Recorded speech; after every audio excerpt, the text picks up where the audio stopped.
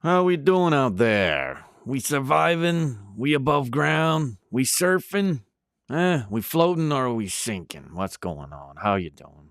Let us know in the comment thread, of course. Hey, it's, what are we today? Tuesday.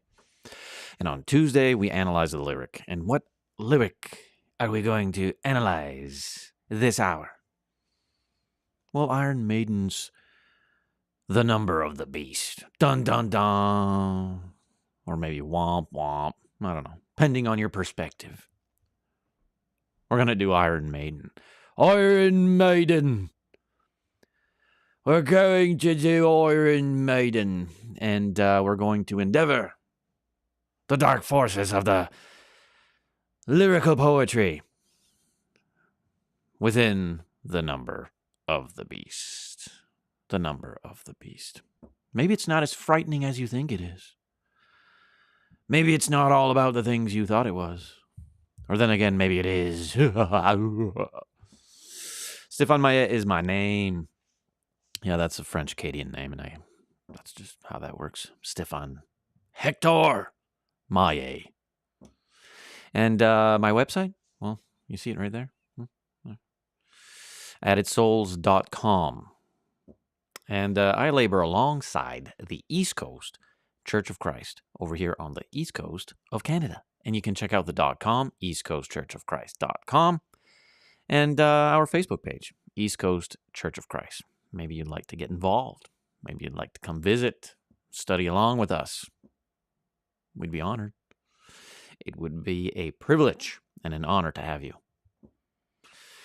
So, let's just get down to the business, shall we? I'll put on the screen the lyrics from said song, The Number of the Beast. But before we do The Number of the Beast lyrics, let's check out our friends over at songfacts.com. They don't know I'm friends, but, I utilize their website because they have detailed information in their articles regarding songs. And we want to read into that. I want to see what's going on. A bit of context, a bit of background and context to the song, right? Now, I've never truly... Well, okay. Let me start this way. I was not a Iron Maiden fan, per se.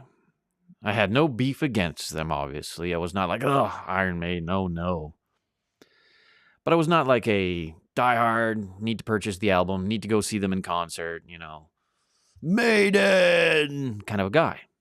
I was more of the AC/DC, Led Zeppelin persuasion.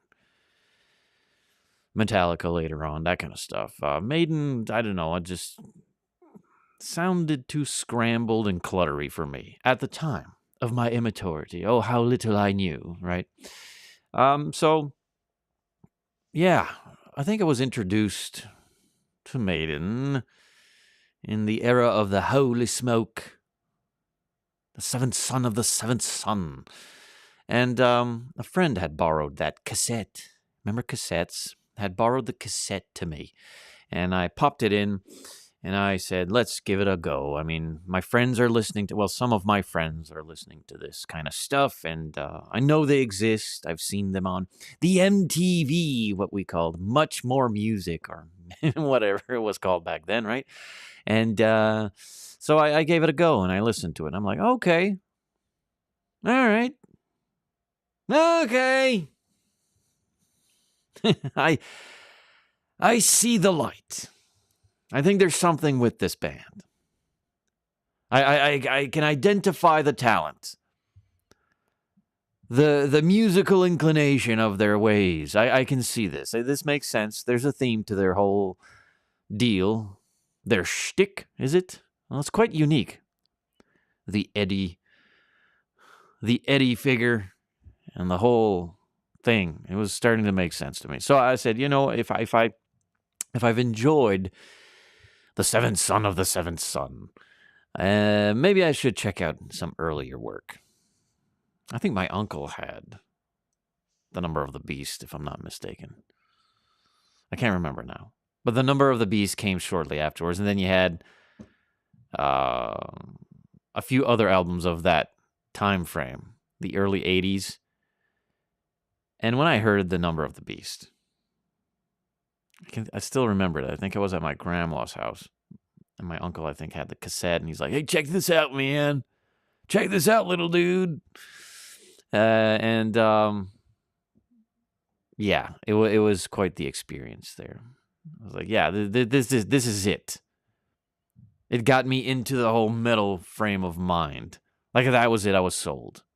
Maiden, right?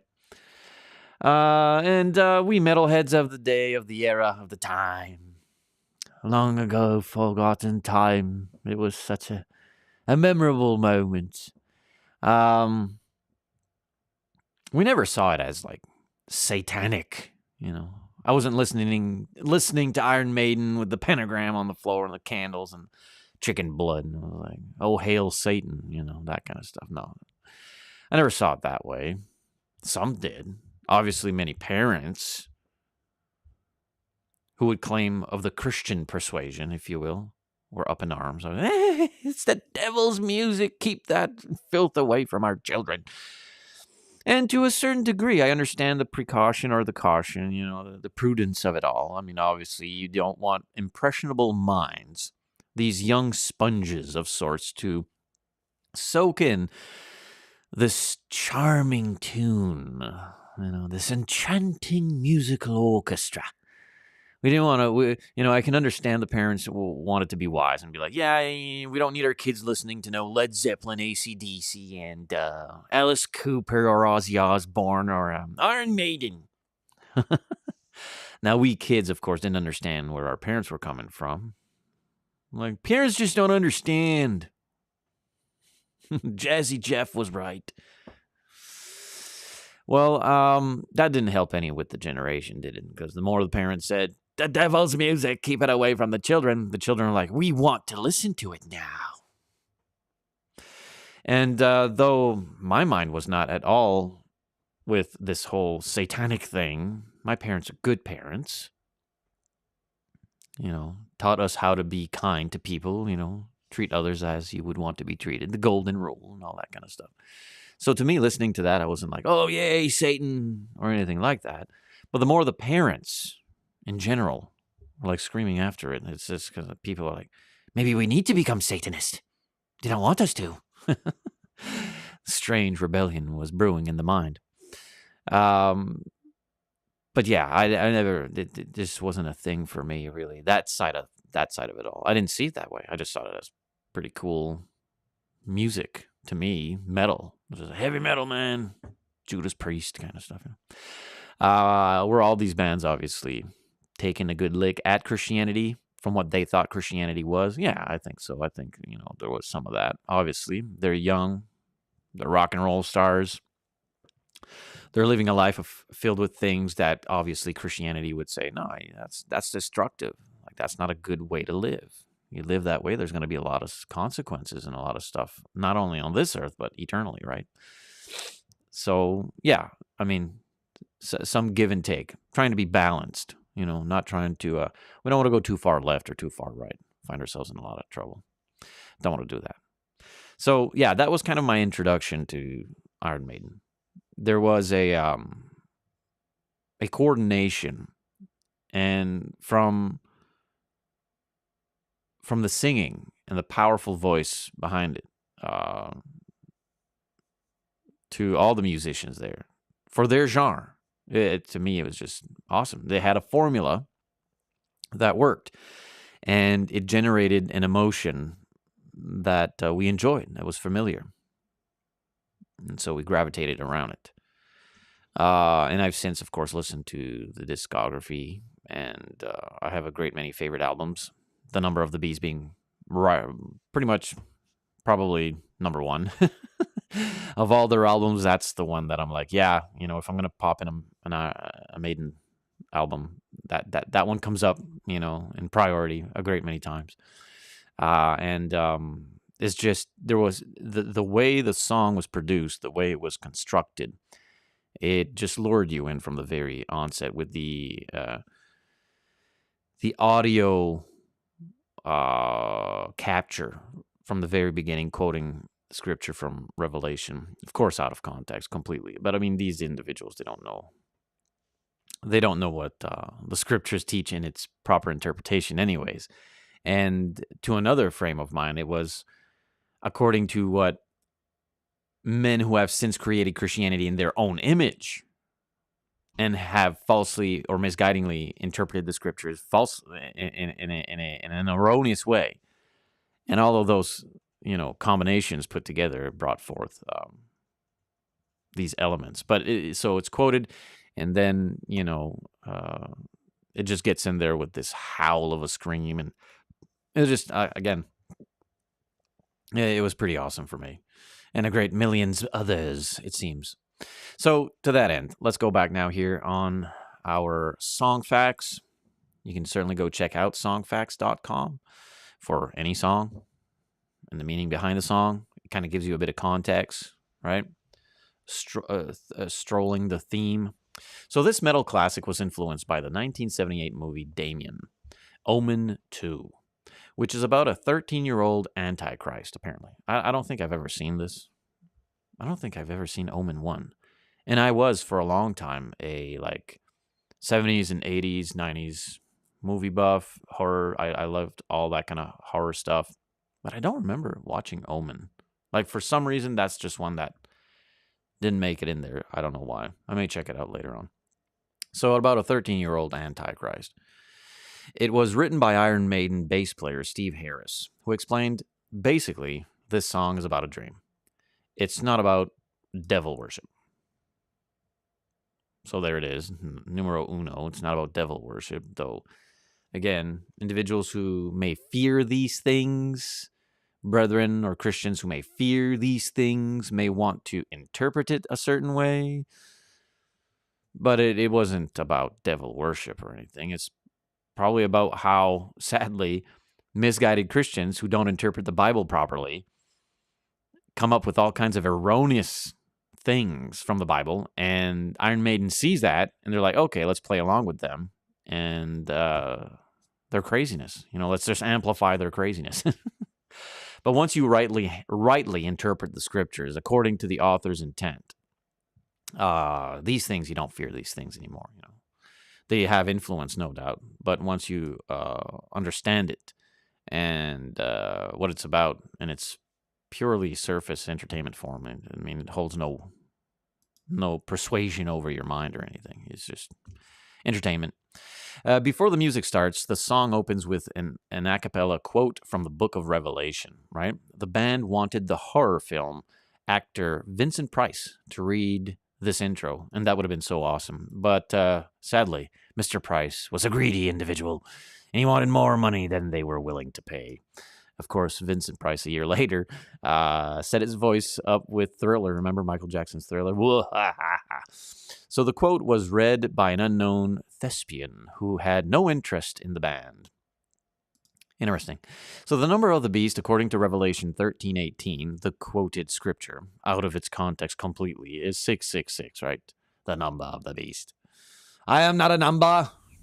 Interestingly, 6 plus 6 plus 6 is 18. No way. The number of the verse. Oh, this has to be supernatural. Elsewhere in that chapter, it is stated that no man will be able to buy or sell without a mark on the right hand or forehead with the number of the beast on it. This has led to religious zealots finding 666 in practically everything. And that is so true. Individuals, sadly snared within the deceptive confines of denominational oceans, misinterpret the scriptures. They create Christianity in their own image. And I'm not saying that don't make them decent people or morally upright people. It makes them victims of these charlatan leaders, if you will, who recognize the gullibility and see that as a weakness. And they take advantage of that, and they devour these people into believing all kinds of just outlandish, sensational myths, plucking out verses out of context and making it say all this kind of stuff, But a careful study of the Book of Revelation within the confines of its context and its historical significance, you'll quickly find out that the language, the inspired language, was regarding the first century hostilities against Christians. Roman powers, also Judaism, and also Christians who were cowardly, who would compromise themselves in their faith and report their brethren to the authorities, get everyone in trouble. The Roman oppression, the Roman powers, the Roman Empire, a galactic empire, they of course wanted Christians to renounce Christianity and their faith and fellowship with the Christ in order to bow down to the golden eagle and give allegiance to Rome, to Caesar. And of course, Christians who would not do that would receive a very corrupted capital punishment. And so all of that was taking place in the first century. And the scripture of that era, of course, came to fulfillment. That was about the first century and what took place in the first century and soon afterwards, if you will.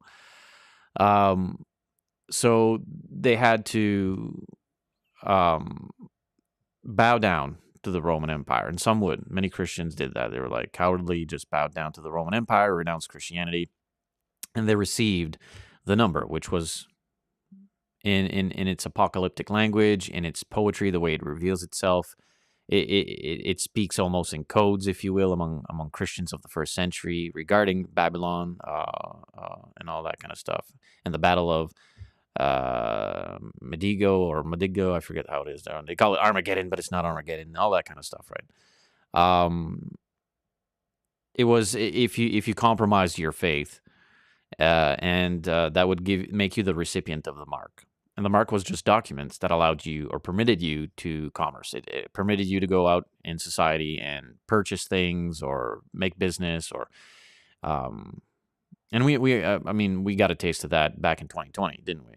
If you did a certain thing, you would be given certain papers that would allow you to travel or do certain stuff. I mean, the idea is similar, if you will. It was a tyranny, it was oppression, it was unjust, and obviously against human liberty found through God. So that's the reality. That's the objective, absolute reality of the text of what is in Revelation, and in a very quick snippet of sorts. But individuals, again, who have since created Christianity in their own image, according to their own selfish desires or their own fears or wants or whatevers, they created what is commonly known in the world of theology as premillennialism, and it holds many branches. More so embraced, I think, by the Pentecostal persuasion and those to that end. But I do know other denominational. Almost every denomination, I should mention, I think all of them, probably subscribe to that setting, which amplifies this sensational fear of things that are just not real. They pluck out verses out of its context, like this here, the number of the beast, the Antichrist, Armageddon, and they just make a whole mess of it. And sadly, they snare millions of people into that nonsense. But a logical mind, someone who is truly seeking the utility of his accountability, the thinking free will, who studies the scriptures in an unbiased way, who just approaches the text as it is, and respects the context and the time it was written and who it was written for, or who it was written to, and that kind of stuff will soon, as an honest student of the text, will soon realize that, yeah, all this nonsense out there and that claims, tags, hashtags Christianity is not Christianity at all. It's just this crazy religion that they claim is Christianity. But for pure Christianity or Christ-like instruction and faith, you have to go to the Bible and rightly handle it. So a bit of that, a bit of that. This situation here. So this led to religious zealots finding 666 in practically everything, right? Because they don't read the Bible properly.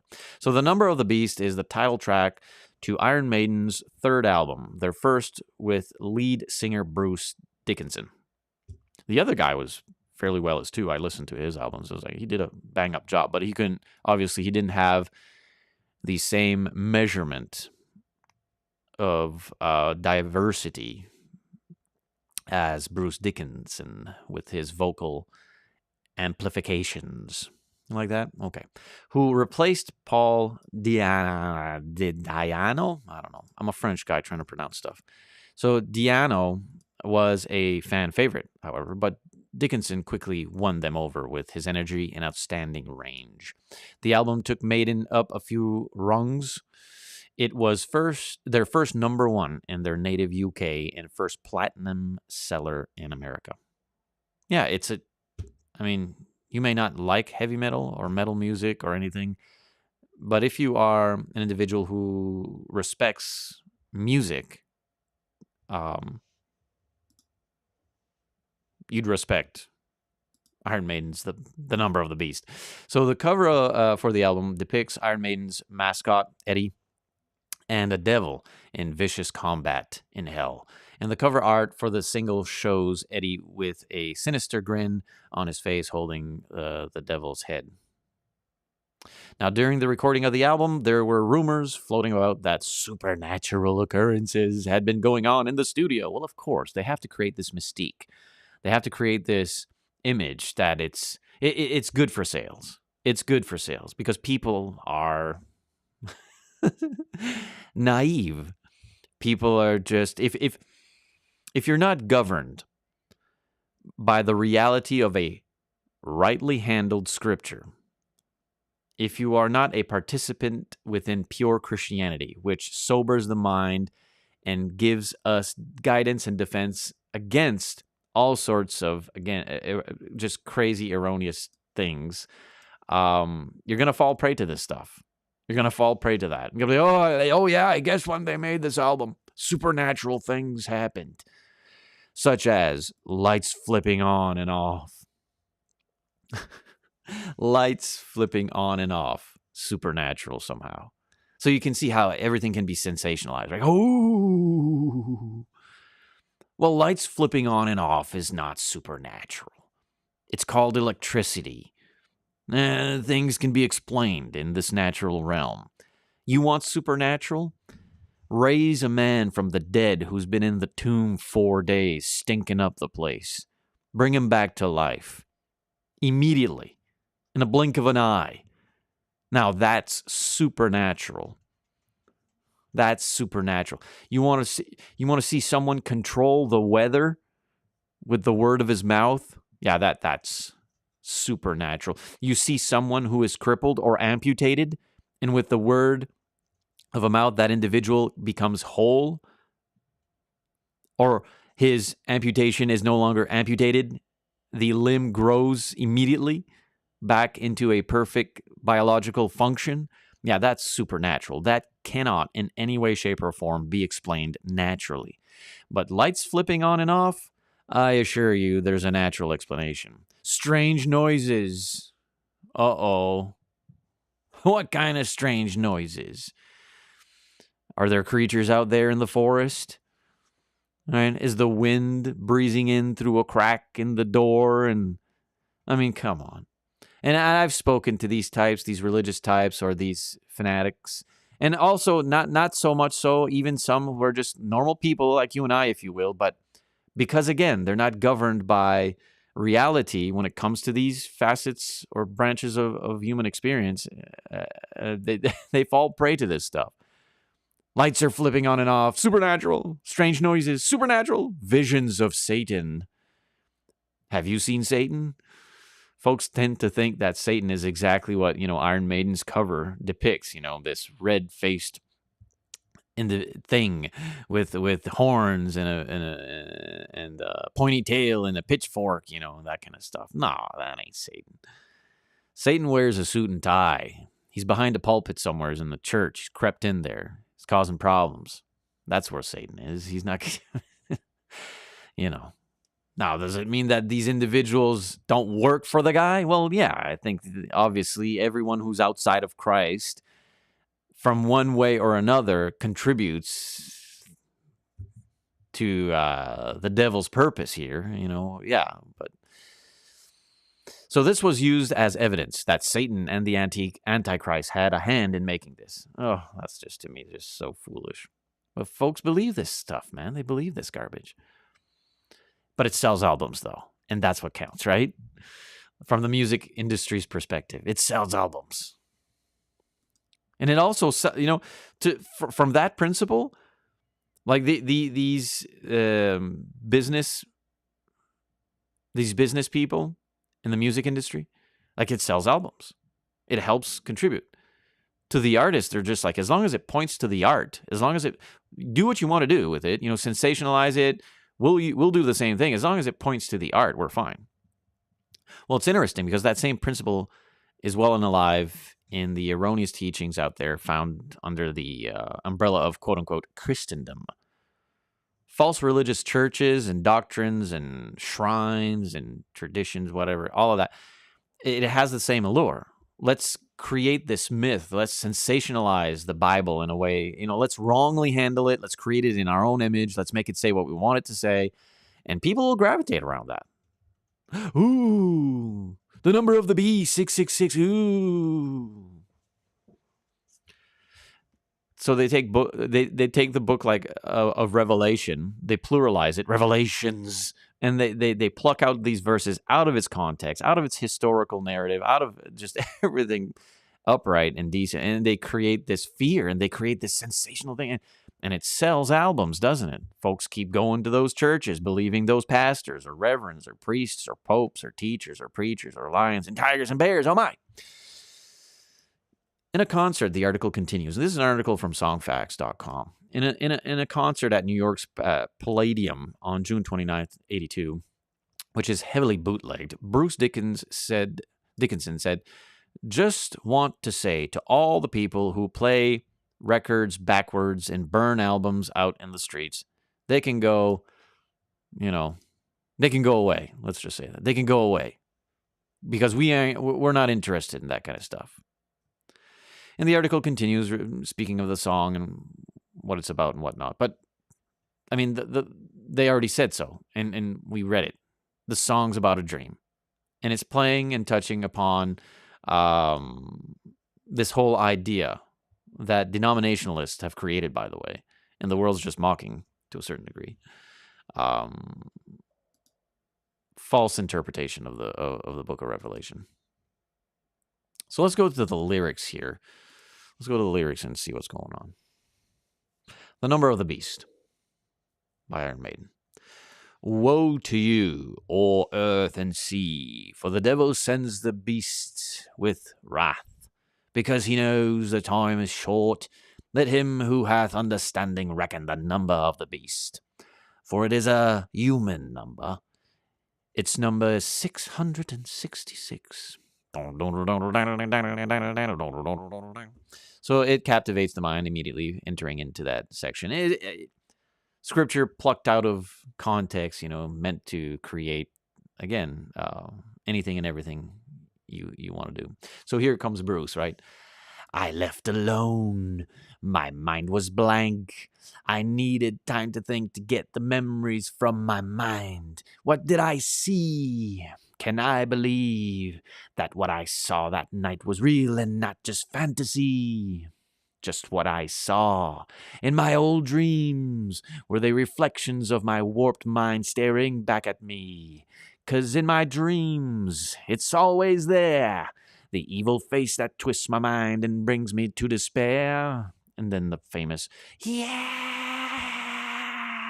Da-da-da-da-da, da-da-da-da-da."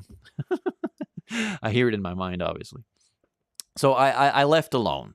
All right, the first section here we're going to analyze quite quickly. Well, you'll see. There's a lot of stuff here, but it kind of falls again into the context that they spoke it to be, which is about a dream.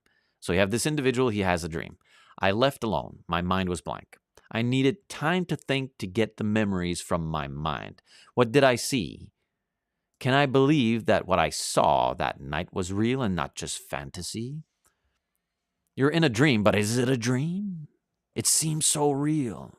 I myself had a dream last night that seemed so real. It woke me up. I'm like, am I still in the dream?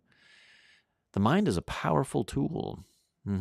It can be a friend or an enemy, depending on what you fill it up with or how well you've managed self-control of your mind. Can I believe that what I saw that night was real and not just fantasy? Just what I saw in my old dreams. Were they reflections of my warped mind staring back at me? Yes, they were. Dreams are interesting creatures. They speak of the conscience or human experience, and they foil and twist and turn, and they create these strange occurrences in the mind. It's just a dream. There are some people who live according to the dream, and they interpret it and just live this strange life. My dreams told me. I had a dream. I had a vision. Nothing supernatural happened. You had a dream. We all have it. Some of it is weird. Some of it is pleasing. Some of it ain't all that much. Some of us have lived quite damaging lives, which create these nightmares, these terrors and stuff. So that's where he's going. He's going deep into the mind in his dream, trying to find these past dreams, and he finds some. And of course, they're staring back at him. Because in my dreams, it's always there. The evil face that twists my mind and brings me to despair. So there is a source of fear in his mind. Something that he has lived through would have caused a core memory, a trauma of sorts, a trauma. And it lives in his mind.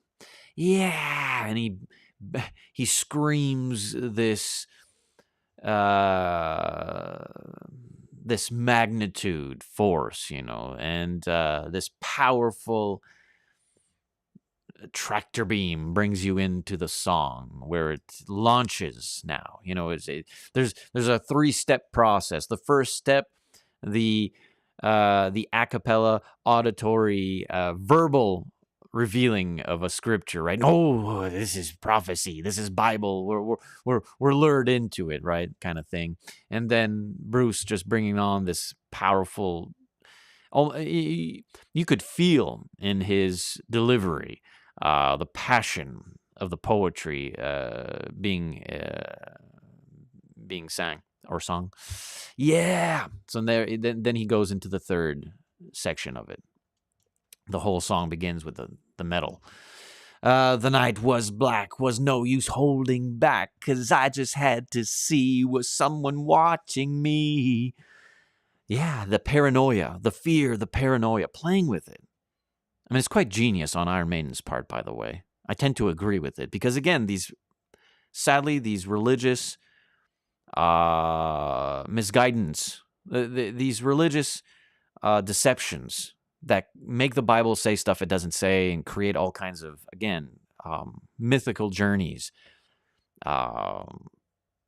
It's just not true. Those things are not real. The Bible doesn't teach that. You can pluck out a Bible verse, like literally, you can take any Bible verse and make it say whatever you want it to say. That doesn't mean it's real. So they're having at it, as you will, and they're creating this dream, that involving fear, that's involving paranoia. In the midst, dark figures move and twist. Was all this for real or just some kind of hell? Well, hell is real. Hell is real, and it's because it can be defended as such. It's, But no, it's not real in your mind. Like what you are dreaming is a dream. And it's based off of the paranoia that religious denominationalism has created, of course, throughout the centuries. 666, the number of the beast. Hell and fire was spawned to be released. Spawned. It was spawned to be released. So his dream is revealing this this thing to be. It continues. Torches blazed and sacred chants were phrased as they start to cry, hands held to the sky. In the night, the fires are burning bright. The ritual has begun. Satan's work is done. It's entered your dream. The fear and the paranoia have taken over. Uh, Again, all to the false interpretation of Revelation, which Revelation doesn't say these things when you understand the history, the context, and all that stuff. But anyways, that wouldn't be fun now, would it? Yeah, okay. So here we go. Torches blazed and sacred chants were phrased as they start to cry, hands held to the sky. In the night, the fires are burning bright. The ritual has begun. Satan's work is done. And folks, some folks believe this wholeheartedly. Hook, line, and sinker. They fell for this kind of stuff, and they live this kind of stuff. Is it true? Is it an objective, absolute reality that there is God and there is Satan, that there are angels and there are demons, that there is right and wrong, there is a heaven, there is a hell, torment and paradise? Are these things real? Yes. Yes, they are. But you see, there is boundary to those things. And God, in his infinite power and authority, has given an expiration date to certain occurrences that were, of course, witnessed and recorded in the first century and ended somewhere therein, near the end or close to the first century. And they were permitted for a reason, like demon possession and stuff like that. They were permitted to happen for a purpose. It's confirmed the word. I encourage you, of course, to study these things or follow along with us during the week in our other podcast sessions where we speak about these things. But that doesn't stop the sensational world to create this fanciful tale and to allow themselves to be fearful of it and to be paranoid over it, right? So he's having these dreams. And again, 666, the number of the beast, sacrifices going on tonight. Are there satanic, or are there individuals who claim Satanism? Yeah, they don't know what Satanism really is. They don't even know who Satan truly is, but they think they do. And to the certain measurement of their credibility when it comes to Satanism, Satanism is about self, by the way. It's selfishness. That's one branch of Satanism that I would say is accurate to the modern Satanist. When they say it's about self, I'm like, yeah, that is indeed a branch of truth when it comes to Satan. Satan was all about self and corruption. So yeah, to that end, that branch is true. All the rest is just not true. This can't go on. The lyric continues. This can't go on. I must inform the law. Can this still be real or just some crazy dream? But I feel drawn towards the chanting hordes. They seem to mesmerize. Can't avoid their eyes. I find this quite entertaining. It's very well written, and in my opinion, it's well written to its theme, to what they're seeking to accomplish and achieve, regarding a dream they're writing about, regarding, again, misinterpreted Bible verses, and how the world out there and those who are snared in false religious worldviews participate in it. It was going to be a hit. The providential winds was going to make this a hit in a platinum album. 666, the number of the beast. 666, the one for you and me. I'm coming back. I will return, and I'll possess your body, and I'll make you burn. I have the fire, and I have the force. I have the power to make my evil take its course. Dun-dun-dun-dun. Ah! So yeah. So let's see it from a few perspectives, obviously, from a few angles here. We've been talking about pretty much the world's angle with it thus far, the secular mind with it, and how they are easily persuaded into all these fears and paranoias. You don't need to fear those things, obviously, as a faithful Christian. But if you're snared out there in the world, you may fall prey to the sensationalism, fall prey to the deceit of it, and you'll get devoured by it. You'll think it true and real, and, well, it just isn't. It just isn't. But what is real? What is true? Lawlessness is true. Sin is real. The truth of the scriptures is real. And you can understand that when you rightly handle it, when you interpret it according to its context.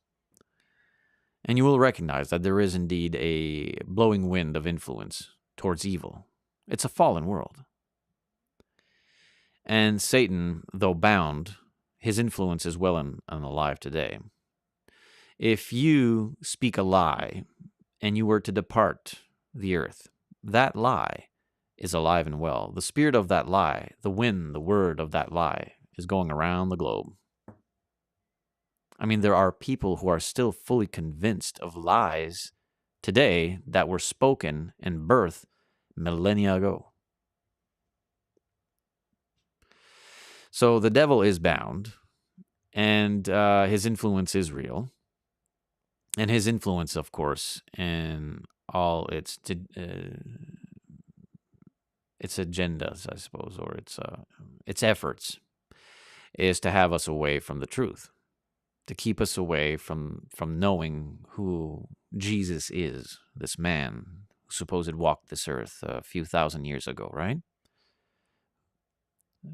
The world and its ways, influenced by a murderer and a liar from the beginning, the devil,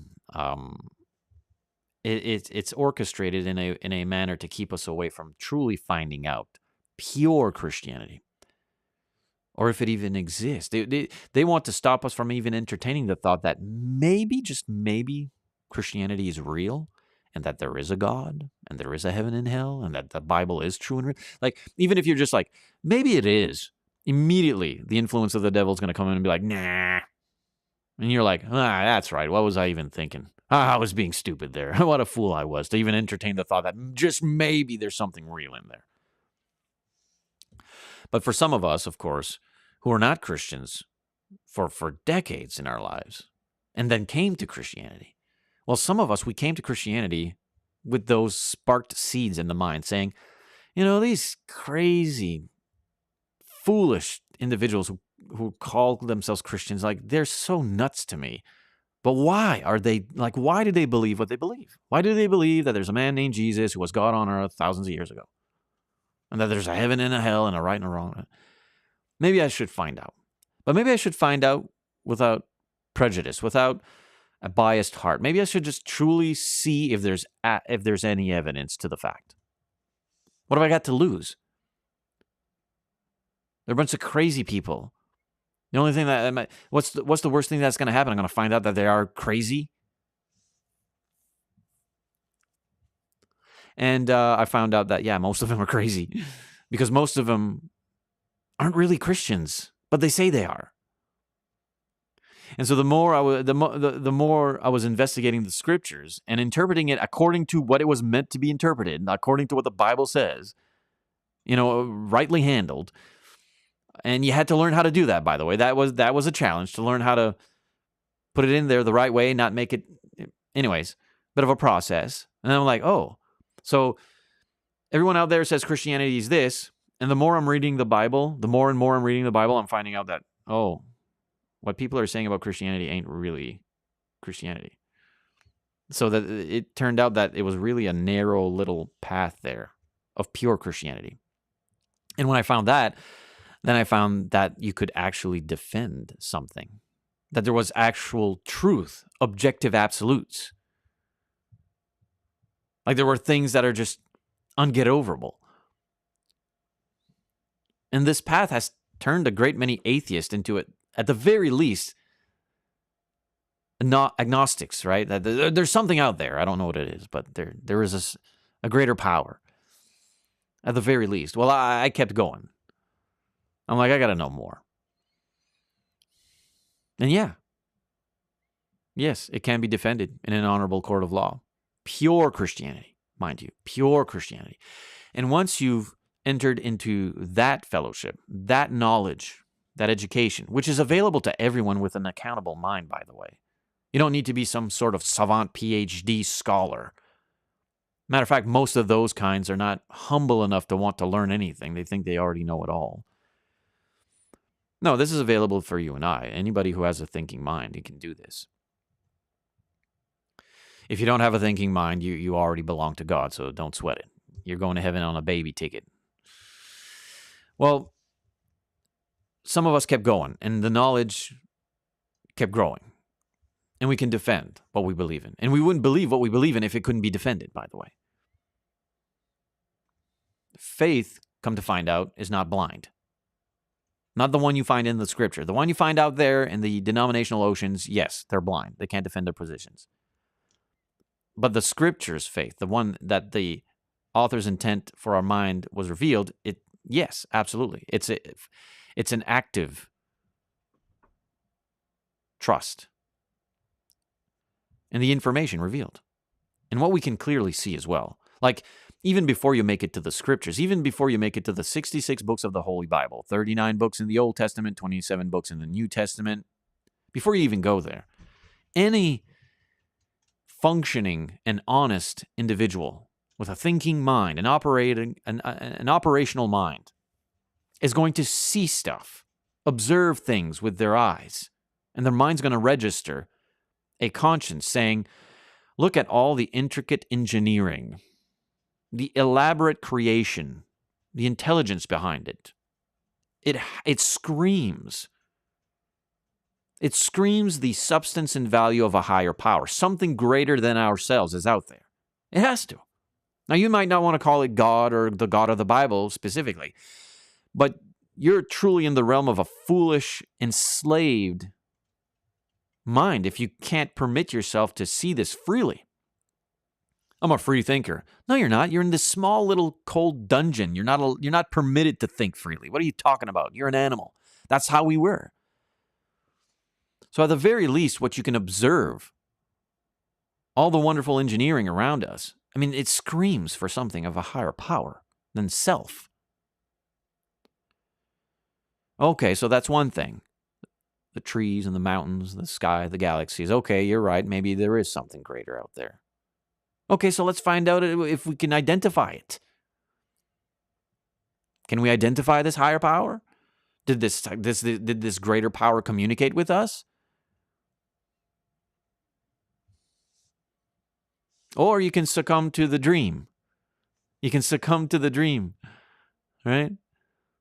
Fear, paranoia, chance phrased, the devil's work being done, right? No, we don't want to do that. We don't want to do that. Again, it's about what your conscience permits you to accept, if you will, regarding entertainment. Movies, sports, music, gaming. I no longer fear these things, these lyrics, these songs. I see the music from it. I see the entertainment value of the music. And I appreciate the way they write. But I know what it is. It's just, it's not real. It's not reality. Though they speak certain words that are real. Yes, there is a devil.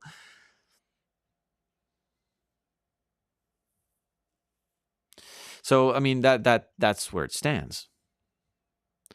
The mind of an individual void of the truth, pure Christianity, is going to succumb to the hostilities of this fallen world.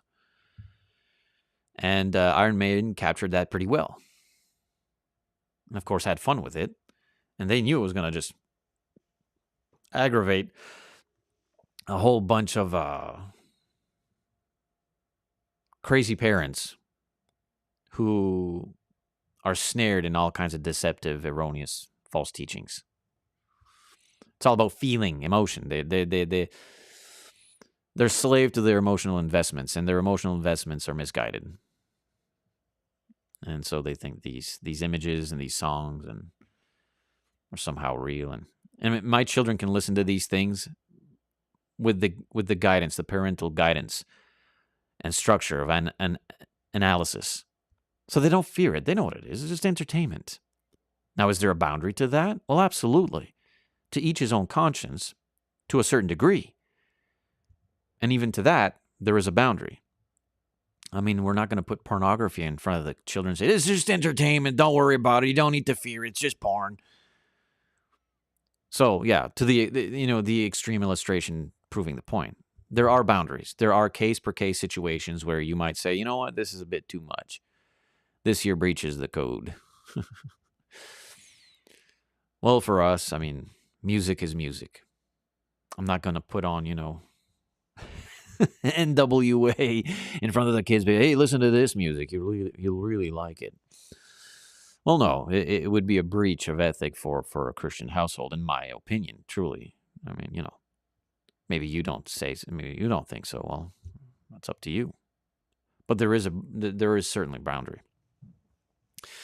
All right, anyways, I'm going to end this. We're at the 50-minute mark, and we've looked at Iron Maiden's The Number of the Beast. Kind of looked at what was taking place there. Spoke a bit about the Christian angle, the secular angle, the way the world thinks, the way Christians should think, stuff like that. If you find any interest or value, please consider subscribing, liking, sharing, drop a comment, hit the bell, notification stuff. All of that is very important. Helps the studio here and the work of the Added Souls efforts move forward, truly. And it is appreciated. You are loved and you are appreciated. Tomorrow, Lord willing, we'll get into our midweek studies. Our midweek studies are in Exodus, and we've been going through Exodus, and it's been quite fascinating. A fascinating journey. Maybe you'd like to join us. I usually go at 10 a.m. Atlantic Daylight Time, but I might start going at 9 a.m. Atlantic Daylight Time. I used to go at 8. I tried 10. I might go at 9. Because it seems with the analytics are showing that 9 a.m. is the key time in which all my subscribers seem to be online and wanting to receive some content or material. So we might do that. It might be 9 a.m. We'll see how it goes. But yeah, Lord willing, we'll be able to join ourselves for that study. Stay focused and stay positive. Stefan Maya is my name, addedsouls.com, the website. I labor alongside the East Coast Church of Christ over here on the East Coast of Canada. Beautiful, healthy, growing congregation. We had a baptism just yesterday. People are learning here the love of God, the love of Christ, and it's a beautiful thing. Maybe you want to be part of that. Come join us. Have a study with us. Visit. We'd love to have you. All right, my friends. Peace out.